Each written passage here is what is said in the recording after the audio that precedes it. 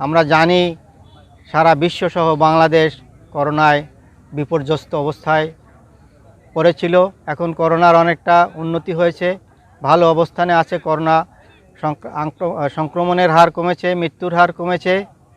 সেই বিষয়টা মাথায় রেখে আমরা বিগত 26 তারিখে একাডেমিক কাউন্সিলে সিদ্ধান্ত নিয়েছি এবং গত 27 তারিখ গতকালকে 27 সেপ্টেম্বর মাননীয় সিন্ডিকেটের সিদ্ধান্ত অনুযায়ী 30 সেপ্টেম্বর আর মাত্র একদিন পরে এই বিশ্ববিদ্যালয়ের হল খুলে দেওয়া হবে।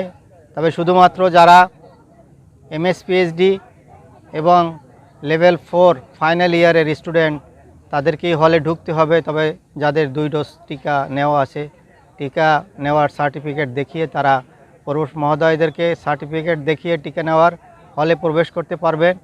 এবং আমাদের যে চলমান পরীক্ষা আছে অনলাইন পরীক্ষা, সেই চলমান অনলাইন পরীক্ষা যথা নিয়মে শেষ হবে, রুটিন অনুযায়ী অনলাইন পরীক্ষা শেষ হবে। এবং 21 অক্টোবর আমরা অন্য যারা লেভেলের আছে, লেভেল 1 থেকে লেভেল 3 পর্যন্ত যারা কমপক্ষে 1 ডোজ ভ্যাকসিন নেওয়া হয়েছে তাদেরকে আমরা হলে প্রবেশ করতে দেব, এটাই সিন্ডিকেট সিদ্ধান্ত দিয়েছেন।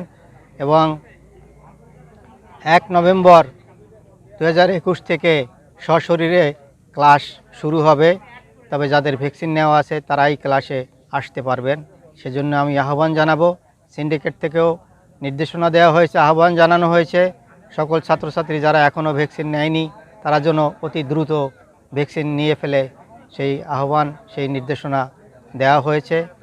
আমি আজকে আবারও সকলকে ধন্যবাদ জানিয়ে আমার বক্তব্য এখানে শেষ করছি। ধন্যবাদ সকলকে।